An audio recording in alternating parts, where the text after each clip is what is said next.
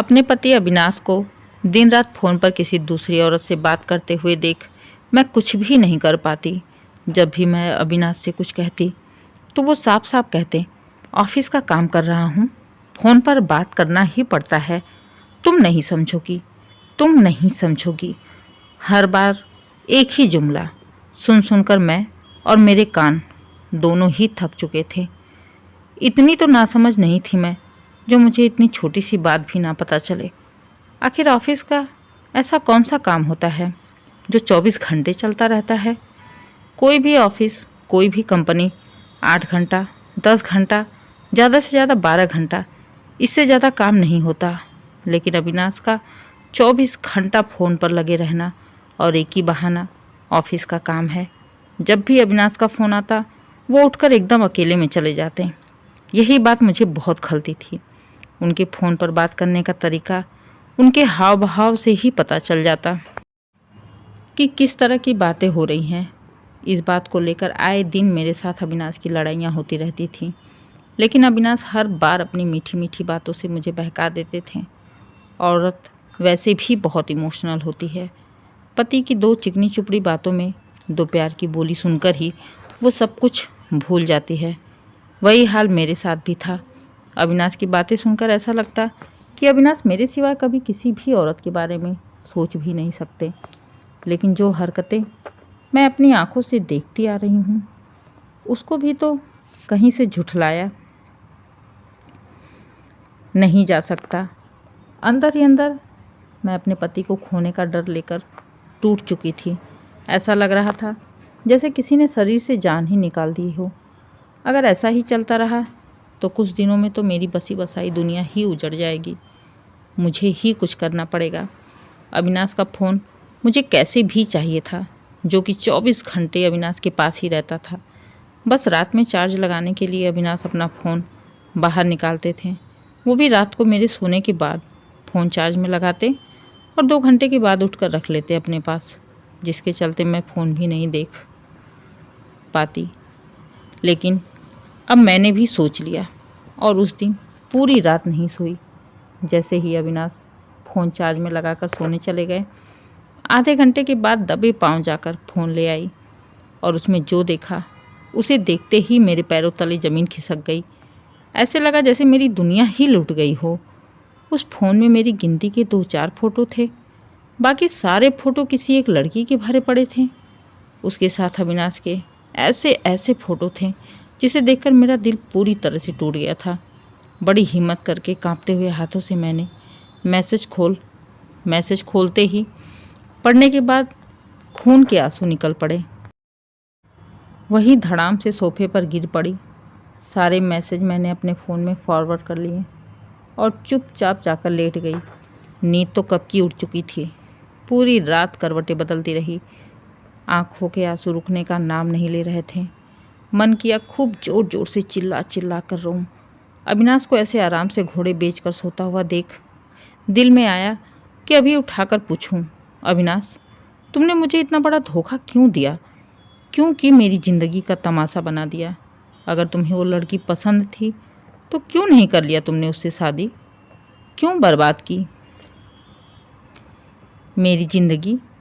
यहाँ मेरी दुनिया बर्बाद हो गई और ये इंसान कैसे चैन से सोया है। अविनाश के चेहरे से ही घिन आने लगी थी।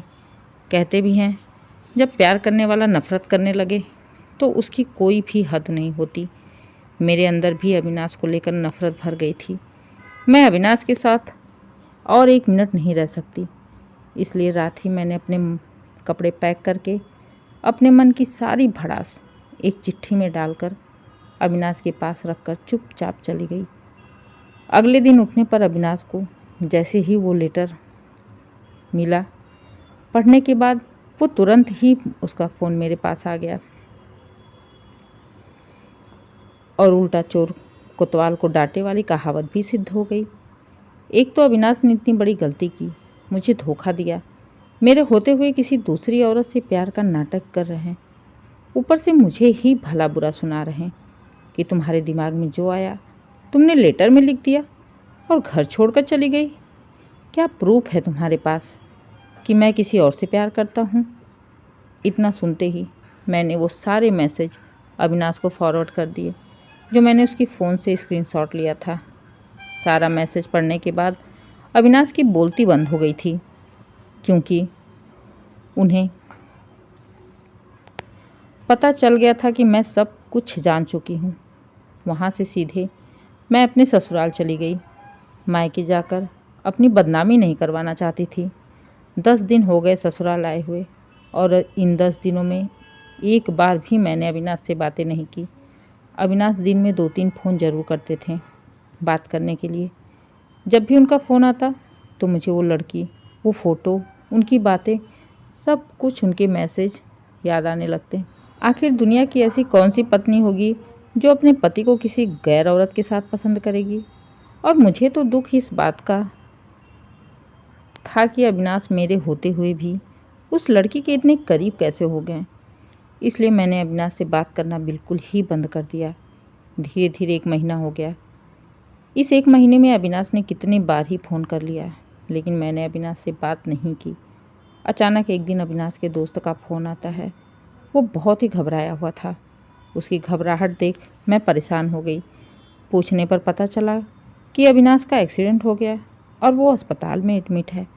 रोते हुए अस्पताल की ओर भागी और भगवान से पूरे रास्ते प्रार्थना करते जा रही थी, हे भगवान, मेरे पति को ठीक रखना, मेरे पति को सही सलामत रखना।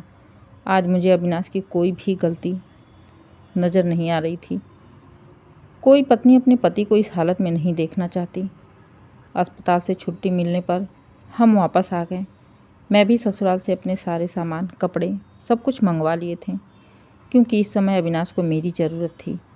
उनके पैरों में प्लास्टर लगे हुए थे जो कुछ दिनों बाद खुलने थे। सब कुछ भूलकर मैं अविनाश की सेवा में जी जान से जुट गई। 2-3 दिन तक तो सब सही रहा, लेकिन एक दिन अचानक वो लड़की आ जाती है। अविनाश उसको देखते ही खुश हो जाते हैं। अविनाश मुझे उस लड़की के लिए चाय पानी लाने को कहते हैं। ना चाहते हुए भी मुझे उसके लिए चाय बनानी पड़ती है। घर आए कुत्ते को भी नहीं भगाना चाहिए, फिर वो तो इंसान थी। चाय पानी पीने के बाद जैसे ही मैं वहाँ बैठना चाही, अविनाश ने कहा, पूजा, क्या तुम गर्मा गर्म पकौड़े बना दोगी? ऐसे 2-3 बार जब भी मैं वहाँ बैठने की कोशिश करती, अविनाश कुछ ना कुछ कह के मुझे रोक लेते। खैर 1 घंटे बाद वो चली गई। फिर मैंने चैन की सांस ली। लेकिन अगले दिन फिर वही नाटक शुरू। पूजा, चाय बना दो। पूजा, पकौड़े तल दो। पूजा, आज खाना खिला दो। मैं यहाँ किचन में लगी पड़ी रहती और वो दोनों अकेले कमरे में बैठ बातें करते रहते। ऐसे ही करीब 1 हफ्ते तक चलता रहा। आखिर मैं अपने आप को कब तक कंट्रोल करके रखती। अब धीरे धीरे कर पानी सर के ऊपर जाने लगा था। अगले दिन जैसे ही वो आई, मैंने उससे बोला, आखिर तुम यहाँ रोज़ रोज़ क्या करने आती हो? तुम्हारे रोज़ आने से मेरे घर के काम भी बढ़ जाते हैं और मैं अपने पति की सेवा भी नहीं कर पाती। हालचाल तो तुम फ़ोन पर भी ले सकती हो, बार बार आने की क्या ज़रूरत है? इतना सुनते ही वो अविनाश को देखते हुए रोना मुँह बना लेती है। मेरा ऐसे बोलना अविनाश को भी लग जाता है और वो उसके सामने ही मुझे जलील करने लगते हैं, जो मुझे बहुत ही खल जाता है। जो इंसान एक बाहरी औरत के लिए अपनी पत्नी को बेइज्जत कर सकता है, उस इंसान के साथ रहने से तो अच्छा है मैं अकेले रह लूँ। अविनाश को उसके हाल पर छोड़कर चली गई और जाते जाते ये भी कह गई, अविनाश, एक दिन तुम्हें तुम्हारा यही घमंड ले डूबेगा। उस समय अविनाश ने भी मुझे रोकने की कोशिश नहीं की।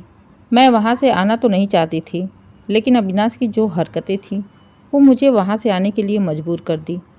1 हफ्ते तक तो अविनाश का कुछ पता नहीं चला, लेकिन 1 हफ्ते के बाद फ़ोन पर फ़ोन आने लगा। गुस्से में मैंने फ़ोन उठाया नहीं। फिर मैसेज पढ़ा तो एक मुस्कुराहट मेरे चेहरे पर आ गई। उसके साथ ही अविनाश के लिए हमदर्दी भी। मुस्कुराहट इसलिए कि अविनाश जिस हालत में था उसे किसी सहारे की ज़रूरत थी। वो लड़की अविनाश के पैसों से प्यार करती थी। अविनाश बिना सहारे के खड़ा नहीं हो पाते, और जब उसको वो बाथरूम जाने के लिए कहते तो वो चिल्ला पड़ती, मैं तुम्हारी नौकर नहीं हूँ जो तुम्हें टाइम पर दवाई, खाना, नाश्ता दूँ और उठा उठा कर टॉयलेट, बाथरूम लेकर जाऊँ। पत्नी नहीं हूँ मैं तुम्हारी। तुम खुद से उठने की कोशिश करो और अपना काम खुद ही करो। कहते हुए वो अविनाश के पैसे लेकर पूरे दिन गायब रहती। जब अविनाश अपने आप को चारों ओर से अकेला, बेबस, लाचार पाए तो उन्हें मेरी याद आई और मेरी अहमियत समझ में आई। इसलिए मुझे फ़ोन पर फ़ोन किए जा रहे थे। आखिरकार फ़ोन उठा लिया। अविनाश की हालत बहुत ही ख़राब थी। रो रो कर बुरा हाल हो रहा था। उन्होंने कहा, पूजा, अगर तुम आज के आज मेरे पास नहीं आई तो मैं तुम्हारी कसम खा के कहता हूँ मैं अपनी जान दे दूँगा। ऐसी ज़िंदगी जीने से तो अच्छा है मैं मर जाऊँ। मुझे मेरी गलती का एहसास हो गया, तो मुझे एक मौका दे दो। कहते हुए रोने लगे। आखिर वो मेरे पति थे। मुझे बस उनसे अपनी कदर करवानी थी, अपने रिश्ते को बचाना था, जो अब शायद मुमकिन हो गया था। अगली गाड़ी से मैं अविनाश के पास पहुंच गई। मुझे देखते ही अविनाश फूट फूट कर रो पड़ते हैं। अविनाश की हालत इतनी बुरी थी, दाढ़ी बाल बढ़े हुए थे, गंदे कपड़े पहने हुए थे। ऐसा लग रहा था जैसे अविनाश के आगे पीछे कोई है ही नहीं। आँखों के नीचे काले गड्ढे पड़ गए थे। मुझे उनके ऊपर तरस आ गया, लेकिन मैंने अविनाश से कुछ कहा नहीं, क्योंकि मुझे भी अपने रिश्ते को बचाना था। इसलिए एक मौका देते हुए चुपचाप अपने घर को फिर से बसाने लगी।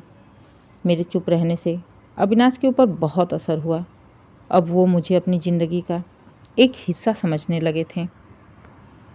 मेरी दुनिया फिर से मेरी हो गई थी। दोस्तों, उम्मीद है कहानी आपको पसंद आई हो। अगर कहानी पसंद आए, कहानी को लाइक करें, शेयर करें, चैनल को सब्सक्राइब करें और कमेंट करके ज़रूर बताइए कहानी कैसी लगी।